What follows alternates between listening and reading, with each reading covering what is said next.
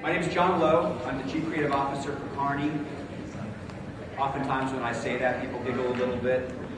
They want to figure out how they can become one of those or get some of that. The point is I get to work with some very talented developers. By the way, I tend to kind of walk around here a little bit. Am I coming through okay? Can you hear me? All right, I have a fairly big voice, so. I get to work with a lot of very talented developers and designers. We've been developing serious games before we even called them serious games. The purpose today, I'm going to walk you through the following points. First of all, talk a little bit about our thinking around serious games, why we even bother, okay? And then part of what we do as an organization is we work exclusively for federal government clients. And as such, we've got to be concerned with things like 508, among many other kinds of things like getting this to run on every single type of LMS that's out there, and so forth. And we'll talk about a little bit of how we make those things kind of come together. A lot of folks believe that it's difficult at best to be able to achieve some of that compliance. We'll show you what we've been able to do. And then finally, we'll get into a bit of a development approach. We only have 45 minutes. I'm not going to dive deep. I would love to talk with anybody afterwards or through other communication channels about this. I tweet about this at Locus, L-O-W-C-U-S. And I'm always interested in getting into deeper conversations around these kinds of things, technology and performance. I'll also talk a little bit about features that I look for in good, serious games. And then I'm going to kind of go a little bit into the fray and talk a bit about near future and some of the trends that are happening right now that I think are going to influence what we're seeing in serious games, what that definition starts to turn into over the next few years. Okay, Everest Syndrome. Who's heard of the Everest Syndrome? Show of hands. Anyone? Okay, Everest Syndrome was coined, it was around this idea that, particularly in training technologies, that, well, Mallory, of course, Mallory went to go and climb Everest. And when he was interviewed after, he said, well, why did you go climb this huge mountain? And his now famous and infamous answer in some circles is that I climbed because it was there. All right? So the Everest Syndrome has been applied in particular to training technologies. And so oftentimes what we find is that we start to use technologies just because we've got them. We've got games, let's use games. We've got mobile, let's use mobile. Now, while there might be a lot of value in these things, the important piece is understanding where that value lies and being able to apply that in the best effect for learning and performance.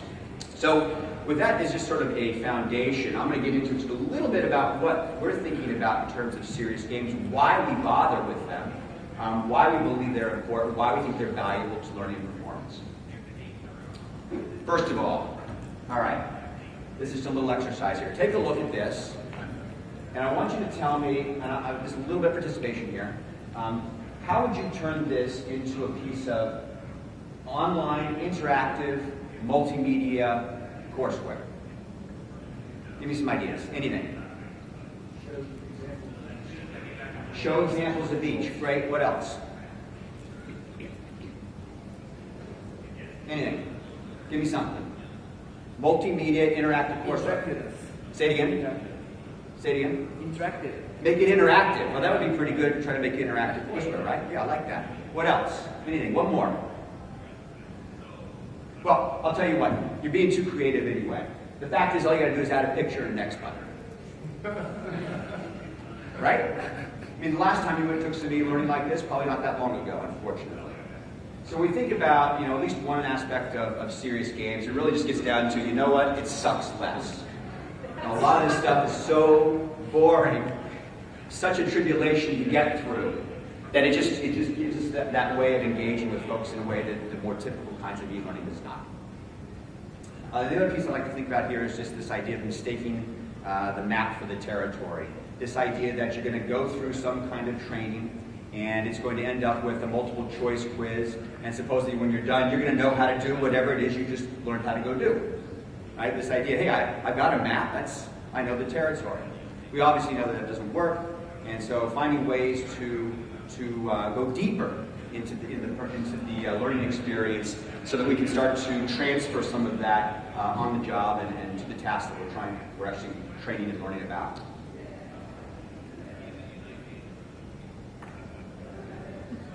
Okay, another year of compliance training, been there as well. I'm going to show you some things here. Typically, well, I'll hold on for just a second here. We're going to try to avoid that scenario with some of the things that we're working on. The other piece then that I like to just think about, as I'm sort of laying the groundwork for all of this is kind of looking back at this factory model base where you're sort of learning rote things, right? You're memorizing content. And what's funny is that we actually still maintain that model in many ways, right? Someone's up on the stage, I'm going to walk you through all these things. It just so happens I've got electronics here as opposed to just a classroom. And funny enough, a lot of our e-learning and a lot of our online stuff follows that exact same model, right? The only difference is, of course, you've got to push your own slides when you're on the laptop. You don't have someone up here doing it for you. You've got to push it yourself. The result is typically the same, though, right? Well, we're always bored to death. I want to just also now kind of put a cognitive angle on serious gaming. And to do that, I'm just going to do a quick sort of refresher here. All around sort of the constructive process or cognitive process, rather, of learning here. We take in information through our eyes, through our ears, primarily right now. And really it's about managing that attention, right? When we try to make a strong training or performance solution, it's about how you manage that to get best effect so you're not having too much cognitive load. We get that into our working memory where we rehearse it, right? We encode this, and that goes into our long-term memory where we start to make some mental models. And then we call back on those models to retrieve that, bring it back into working memory. And finally, this whole thing gets managed through this metacognitive skills, right? Setting goals, monitoring how well I'm doing, planning, and so forth. So in a nutshell, it's kind of a high level of that whole process. You've seen it all. What I'd like to put forth, though, is that there is a very, I think, significant corollary when it comes to game construct and its ability to support some of those fundamental activities that happen in the cognitive learning model. So here you have on this left side kind of just a rehash of those pieces, right? Attention, optimizing the mental load, active processing that takes place, being able to retrieve that, and then managing the process, right? So just that whole cognitive model. And I would submit to you on this right here, and this is sort of a working model too, by the way. In fact, discussion on it, I kind of tweak it as I think about this a little bit deeper as I have conversations with folks. But this idea of being able to now support some of these pieces, support attention, managing attention, using challenge, right, to be able to engage with somebody. Levels and flow, to be able to optimize the mental load. Obviously, games, by their very nature, it's all about practicing and rehearsing. So this is a very strong component for active processing. Using story and context to help you kind of build models, right, to help you retrieve. And then finally, you have the feedback loops in the form of scores, game goals, different kind of game mechanics, and so forth. So with all of that, I'm doing a little bit of an experiment here. I wasn't able to actually hook up the audio to the laptop, so I'm going to just play this 45 seconds. It's a quick introduction to a game that we've just developed. It's called Cyber Challenge. And I may run down here. Tell me if the audio is okay, all right? Or not okay. So this is okay. In the Cyber Awareness Challenge, learners immerse themselves into a typical day in a federal office and face a series of tasks in which they make decisions affecting organizational and national security. I'll need your help stopping the text. Remember to stop and think how each decision impacts security. Playing against a fictitious and faceless adversary, learners must safeguard their computer network and the sensitive information they access by completing realistic activities which simulate on-the-job tasks. And playing mini-games designed to quiz and practice learners in information assurance best practices. Hello? You've got to be fine inside. I bet I can get away before you can figure out who I'm working with. 565.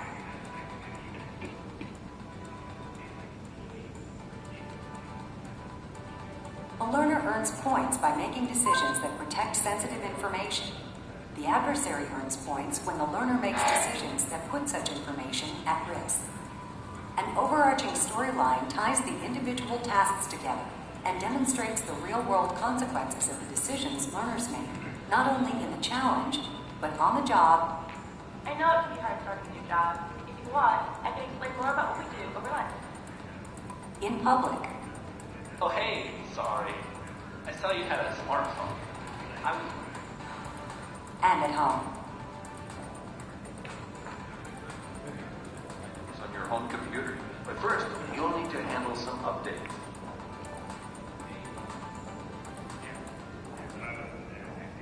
Okay. Good luck. Thanks.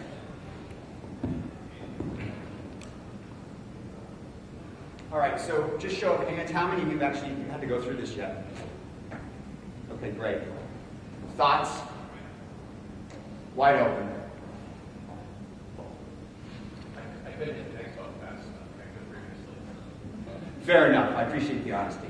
Let me talk to you a little bit about some of what went into the development of this, and help you kind of understand maybe some of the decisions, design decisions, or at least the influence on certain design decisions.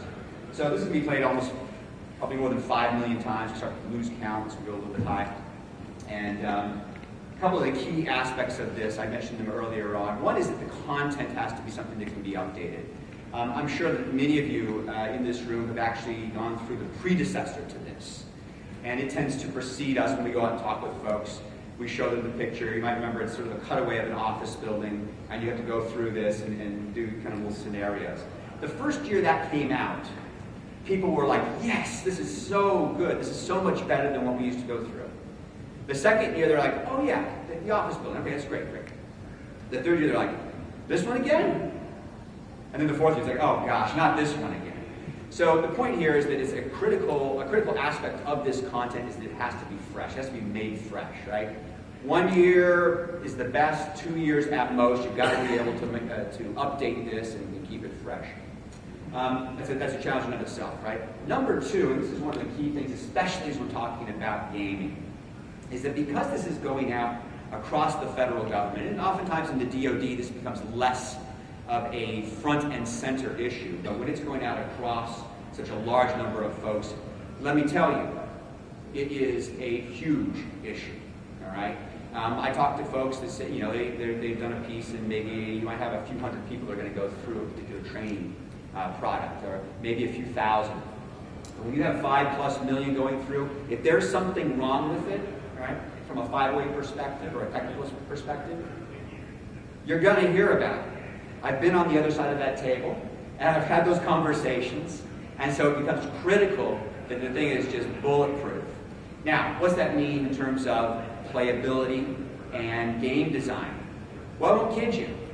It's got a huge impact, right?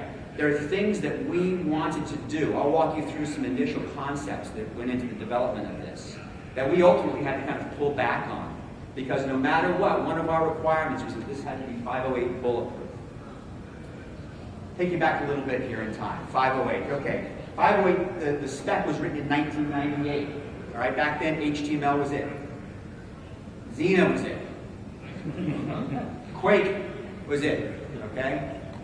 Google, I love this, Beta, all right? Hasn't changed too much, really, but so not only that, then here we are, we're trying to interpret, right, the rules of 508. We're trying to apply it to serious games, let alone other kinds of sophisticated web-based applications, mobile, what have you. And it's really difficult. You start to get some very conflicting ideas. So I love this picture, right? Beware of dogs, God bless our home, peace to all the winter. But just this very conflicting way, things sort of comes out and emerges as you're trying to kind of tease out what you think the intention is or how it applies to this new technology in space.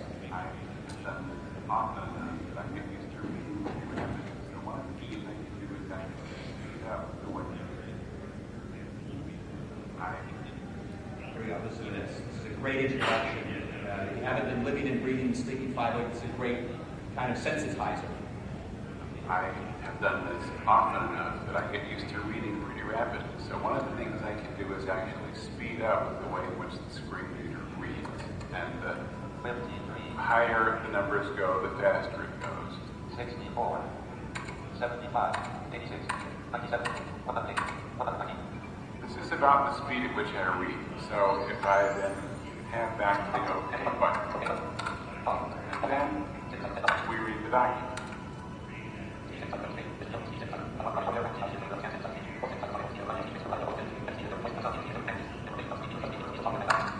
You understood that, right? So Neil Ewers, over at the Trace Research Center, non-sighted user, that's just a very fascinating look into the world of somebody who is going to be using the 508 version of your product. Right? This guy listens at 150 words per whatever that was. So it's just this entirely different world. And you start to make assumptions outside of that typically are incorrect, and so it's very I should say educational and enlightening as we're going through and developing the 508 components of this as we work with members of the non-sighted communities and other folks that need these kinds of affordances. Now, of course, you've got all the 508, right, as a key piece, a key requirement of the product, but then you also have inherent in this the seesaw of the serious and the play, which is the whole idea of serious games, right? At the end of the day, you've got to teach somebody something. You've got to expose them to some content, right? Hopefully you do it in a way that actually something they can transfer to the job, to the task. But the whole game aspect of that is how do you use game mechanics to be able to encourage somebody's motivation and their engagement with the piece. And sometimes, or actually I would say there's a very natural kind of tension between those two. And so being able to kind of figure out where the serious is, where the play is, and balance those two is an inherent design challenge we're getting in the development of these kinds of things. So let's look at that development approach here. I'm going to stay high level on this. There's a lot more behind this, but given our time, and I don't think it makes a lot of sense, especially also given our audience here. But this, kind of at a high level, is the approach that we have used to produce these games. You'll see that in many ways it kind of models a sort of typical kind of ADDIE type approach. You've got some analysis that happens, you have concepting, designing, production, and then launching. What I want to call out in here, though, is certain key deliverables or outcomes in some of these phases that I think are notable and worth kind of looking at. So during this design phase, obviously you've got you're figuring out the problems and the causes, the needs analysis, right? And what does mastery look like? What is the priority of the skills that you're trying to impart? But the great piece here is right from the start to level set. Okay, one of the things that we get into conversations with folks and they come over and they say, hey, my son was playing World of Warcraft and I just couldn't pull him away. He was just so engrossed in it. Can we do something like that for the next information security product? And the answer is no, we can't. This is a great time to start to level set. One of the things that we found helpful is it's more like Sally's Spa, okay, and less like World of Warcraft. There's great models out there now by virtue of the mobile game availability, right? You find all kinds of mobile game constructs that you can start to apply to your content to help sort of bookend the nature of your game mechanics and how this thing's going to come together. Very helpful to do that from the start so that you avoid going down into World of Warcraft territory and inevitably failing. Concepting phase. One of the key pieces that come out of this is really sort of a concept document, and that can take a lot of different formats. In the case of the Cyber Challenge product, it really was basically it was a high-level kind of PowerPoint deck with the graphics weren't all that great. It was intended to kind of conceptually get the idea in front of people and have them weigh in on it. And so we basically had two components to that. One was, could we pick a game mechanic out there, a mobile game or some other game that people knew about, and use that as a model, so we can actually point to, you know Sally's spot? It's kind of like that, right, or whatever. And then to actually have a high-level walkthrough. So in this case, we've got sort of this choose-your-own-adventure type of format. Thanks for meeting me. Listen, we got a problem. There's official investigation, but I want you to poke around as well. And then over a series of slides, we sort of take people into that story. Again, just kind of giving you the sense about how the concept is how we're kind of thinking about the concept. What time is that? Did you use a USB drive? You've got questions, you've got answers that kind of carry you through the scenario in this case.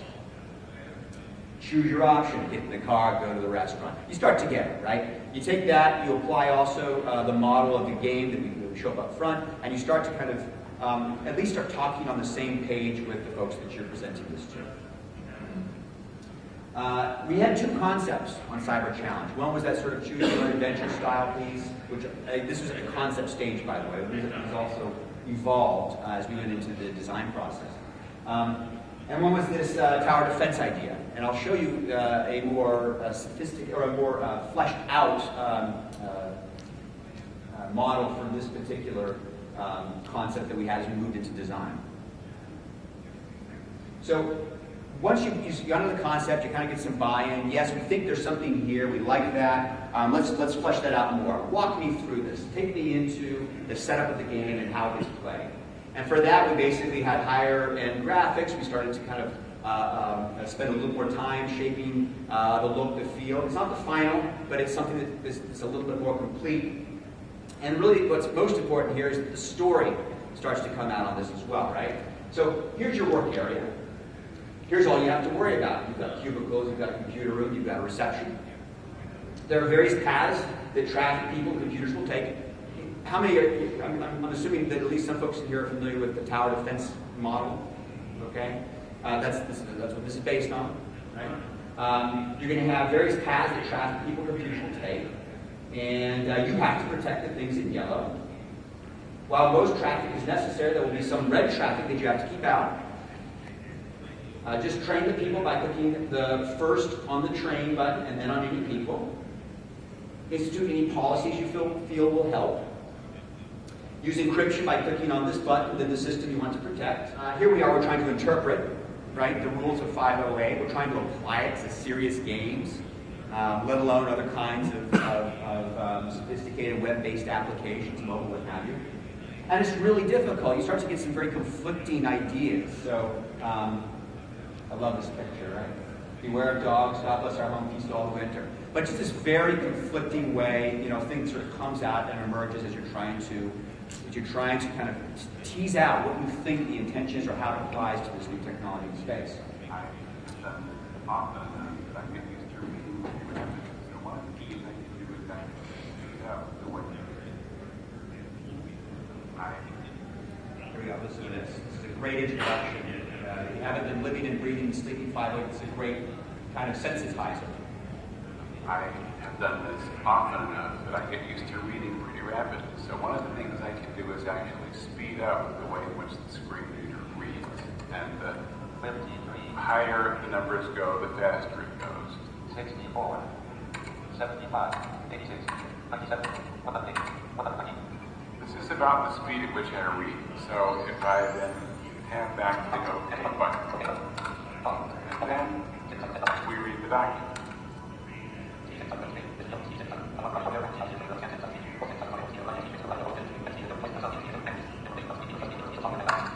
You understood that, right? So Neil Ewers, over at the Trace Research Center, non-sighted user, that's just a very fascinating look into the world of somebody who is going to be using the 508 version of your product. Right? This guy listens at 150 words per whatever that was. So it's just this entirely different world. And you start to make assumptions outside of that typically are incorrect. And so it's very I should say, educational and enlightening as we're going through and developing the 508 components of this as we work with members of the non-sighted communities and other folks that need these kinds of affordances. Now, of course, you've got all the 508, right, as a key piece, a key requirement of the product, but then you also have inherent in this the seesaw of the serious and the play, which is the whole idea of serious games, right? At the end of the day, you got to teach somebody something. You've got to expose them to some content, right? Hopefully you do it in a way that actually something they can transfer to the job, to the task. But the whole game aspect of that is how do you use game mechanics to be able to encourage somebody's motivation and their engagement with the piece. And sometimes, or actually I would say there's a very natural kind of tension between those two.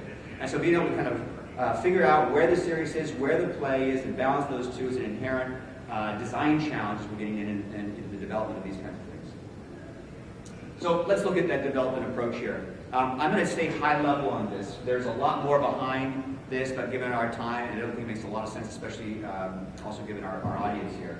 But this, in kind of at a high level, is the approach that we have used to produce these games. You'll see that in many ways it kind of models a sort of typical kind of ADDIE-type approach. You've got some analysis that happens, you have concepting, designing, production, and then launching.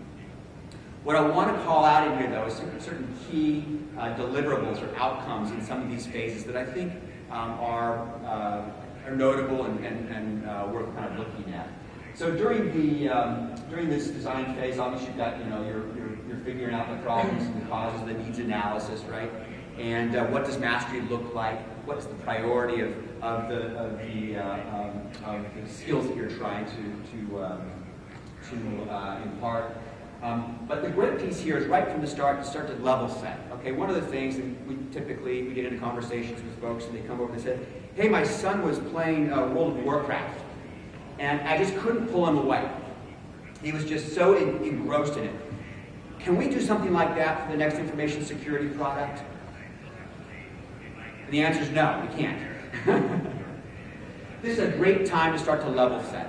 One of the things that we found helpful is it's more like Sally's Spa, okay, and less like World of Warcraft. There's great models out there now by virtue of the mobile game availability, right? You can find all kinds of mobile game constructs that you can start to apply to your content to help sort of bookend the nature of your game mechanics and how this thing's going to come together. Very helpful to do that from the start so that you avoid going down into World of Warcraft territory and inevitably failing.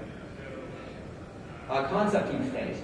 One of the key pieces that come out of this is really sort of a concept document, and that can take a lot of different formats. In the case of our the Cyber Challenge product, it really was basically it was a high-level kind of PowerPoint deck. With the graphics weren't all that great. It was intended to kind of conceptually get the idea in front of people and have them weigh in on it. And so we basically had two components to that. One was, could we pick a game mechanic out there, a mobile game or some other game that people knew about, and use that as a model, so we can actually point to it. You know Sally's Spot? It's kind of like that, right, or whatever. And then to actually have a high-level walkthrough. So in this case, we've got sort of this choose-your-own-adventure type of format. Thanks for meeting me. Listen, we got a problem. There's official investigation, but I want you to poke around as well.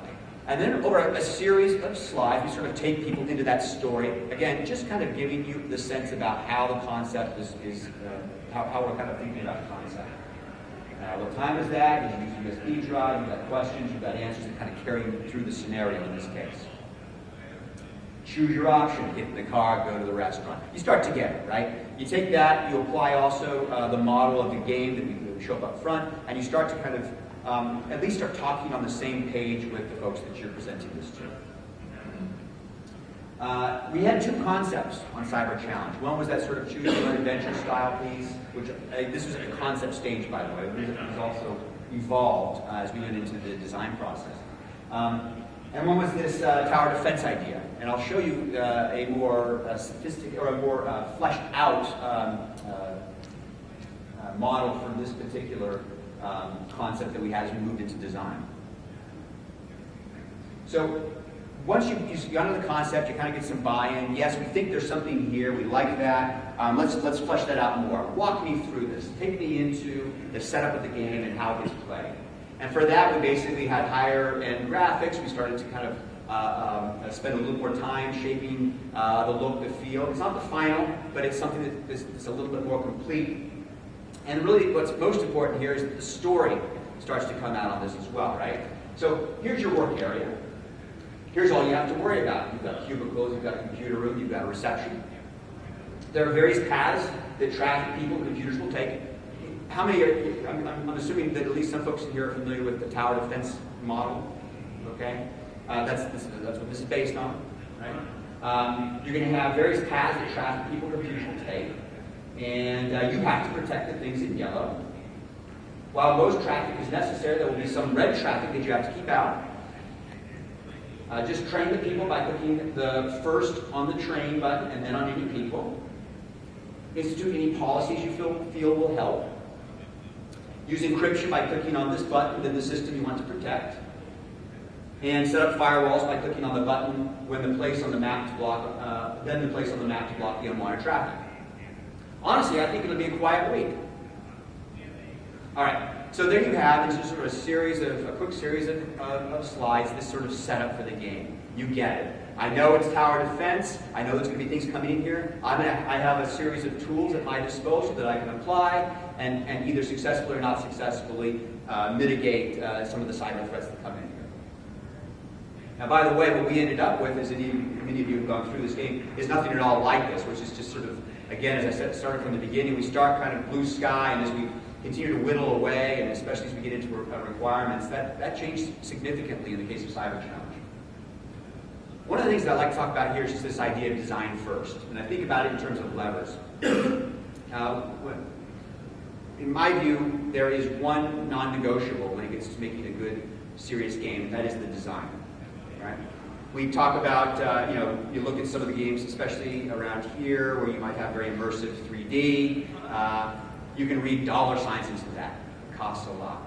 But I would suggest to you all that really, at very least, what we need, take away the media, but if we've got a strong design, then that's the key factor. I want to share it with you, and the idea of the levers here is that once you've got the strong design, you can then start to say, hey, I'm going to pull this lever or this lever in terms of media use in order to expound on that. But the design is the foundational piece. I want to share a piece that came out from one of our designers. She was sharing this, she found this, and all of us sort of resonated with us. We found that it was a lot of fun. It's called Choice of Games. If you haven't been out there, I encourage you to go check it out. They have a couple of them out there last time I checked. This one's called Broadsides. And so you're on an English ship, and you are going out to sea, and the whole idea is that it's basically about leadership development. You've got a series of, 12 or so factors that you're constantly being measured on as you go through this scenario-based training piece. You read the story, it's very engrossing, it's historical, you're on the ship, you start out as a cabin boy, you get given scenarios, you get given choices that you have to make, and based off of the nature of your choices, you either move up in rank, you get new responsibilities, but all behind the backside of this is this rather sophisticated scoring system that's going on, that's actually mapping your performance against these 12 leadership objectives. So you get the questions, and here you go, right? So from a media perspective, this is nothing. There's nothing here. It's text. It's a book. From an engagement perspective, it's fantastic. So it's a lot of fun. And the fact that you have this rather robust sort of back end that is mapping your activity in here to these objectives is a key piece of the whole thing.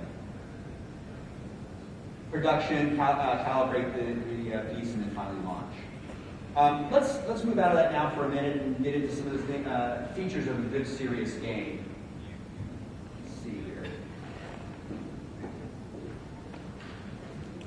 Okay, I've pulled out, there's a number of different features, of course, right? But I've pulled out 3 things that I wanted to actually call out in this case. So one of them is performance objectives that are aligned with the game objectives. One of the things we hear a lot is, hey, you wanted to teach somebody how to be a safe pedestrian. Okay, we did some work for the Army, and it was pedestrian safety. I'll show you an example of it in just a second here. And the idea was, how do you teach safety, right? And one of the key things that we had to deal with in that case was Well, when you're in a game, you're typically not trying to come up with safe behaviors. It's more about how fast can you run, what can I shoot, what can I kill, what do I have to avoid. It's absolutely the opposite of safety. So really going through that process of thinking about how do I map what I'm having somebody do in a game, and how does that correlate to what we want them to, the behaviors that we want them to demonstrate. The game construct is easy to understand. I think this one's critical. We'll look at an example of that in just a second. And then sufficiently challenging opportunities for success. We saw it this morning. I think it was it Nolan who was talking about flow, right? It comes up every time we talk about games because it's such a critical factor. That point at which I have just enough challenge where I'm struggling, but I'm going to be able to get out of it. And not only that, but I'm just close enough where it's going to keep me engaged and keep me going. Okay. So here, this is pedestrian gouge.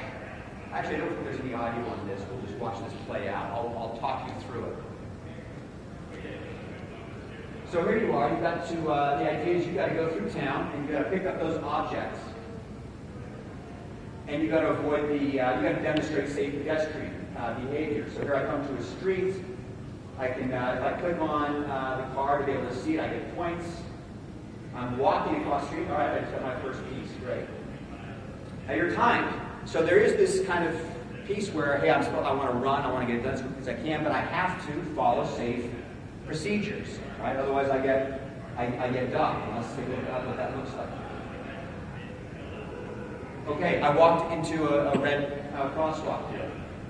What do? Well, we invented this idea of the roulette of death, if you will, not unlike what you might actually experience in real life. And basically, if you go into one of these situations, the roulette of death, the roulette wheel of death spins around, and depending on the severity, that yellow area that we saw right there, that actually can be much larger, and the sliver of safety is much smaller. You're just basically spinning that wheel every time you go into there. But it was one way for us to start to design a game that not only has sort of a timing component to it, but at the same time promotes one of the behaviors that we wanted to, which was we want people to walk across the street and not run. We want them to look at cars, get eye contact before they cross, and so forth. Okay, this next piece is a piece that we call In Focus. And this was all around firearm safety. And this is actually the Springfield XD. It's a great weapon, but there are more injuries that happen with this weapon than any other weapon in the Army, actually. The idea here then was you pick your weapon, you take it into the In Focus labs, and it's a shooting game. One of the things that we put into here was this idea. Now you notice that little red target came in there. You'll see another one in just a second. Okay, so I move on. You have different impairments that you actually are getting tested against. In this case, it's demonstrating the fact that you're a little bit sleepy. It's a little bit blurred out here now. You saw that I was up in. I had my firearm pointed downrange when a red target came up. If there's the only thing that if my weapon is downrange, everything's a target, right? And so the only safe behavior there is to drop your weapon into the safe zone. The age of information is also the age of information security. Your challenge is to successfully protect your network.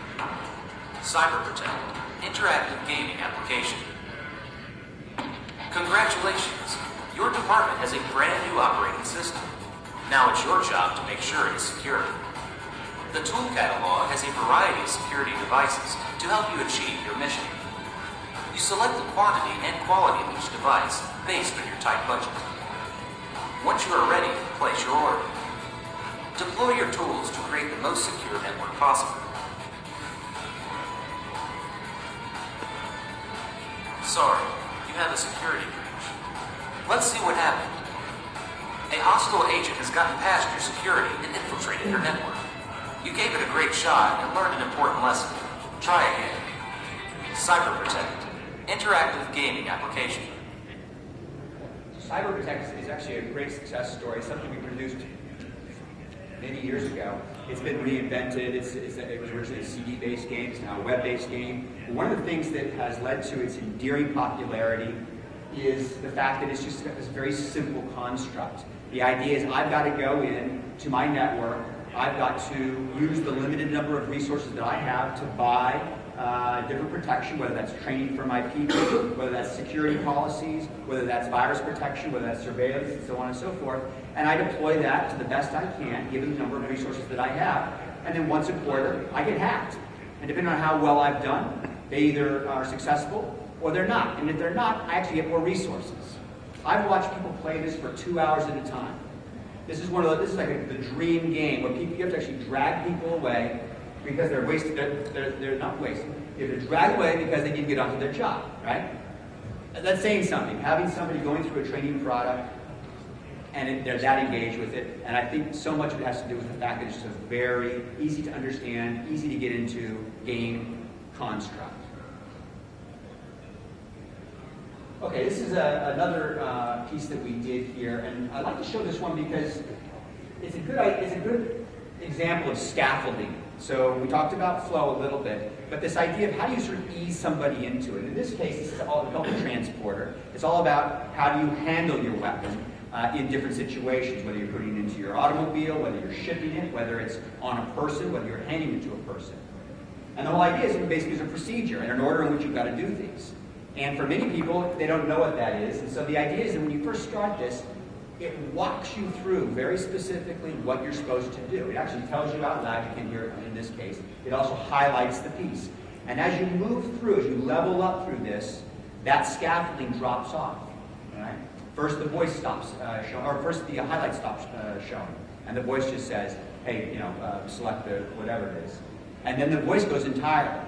And now it is, after you sort of, over a period of time, sort of been eased into this, now it's all about you and your ability to demonstrate the right order of tasks to be able to do this in a safe manner. And ultimately, when you're done, if you've done it successfully, you're doing it. You're driving the entire piece. But you started with the scaffolding, it kind of led you in, and then kind of dropped off as you went through. Okay, let's talk about near future here. I'm going to go out on a bit of a limb. There's a great anecdote that I've picked up here. There was a group of experts that were brought into New York City in the 1860s. And they were brought in and they were interviewed, they said, what is this great city of ours, New York, going to look like in 100 years? And they got together and they came back and it was unanimous. They said New York won't even exist. It won't be here. And they're like, what are you talking about? They said, well, if you look at the trajectory of population growth right now, and you figure that we already have a need for about 6 million horses to get people around New York, and if you look at the manure problem that we have in New York right now, imagine what that looks like when we have that many more horses to take around that many more people in 100 years. The point here, of course, is that it's very difficult to kind of look too far out. There are, I think, certain trends that are happening that are impacting the nature of what we call a game. I found it very interesting this morning that D9 never once that I heard used the term game in his keynote. He talked about a whole lot of other things. He talked about social. He talked about a variety of different sort of technologies out there, but game didn't come into it. Of course, Nolan talked a lot about brain science and what that's doing. I think these are pretty critical pieces and are having a huge influence on what our whole universe as training and performance professionals and as people who take those training and performance solutions, what that looks like. So you've probably seen some version of this sort of forgetting curve, right? You have a training event and you've got some recall shortly after that that you can bring back to the job, but ultimately post-training over time you lose that. And so this idea that we know about this is not new, that being able to add different kinds of solutions around that to be able to essentially extend that experience and hopefully keep it at a high level of usability.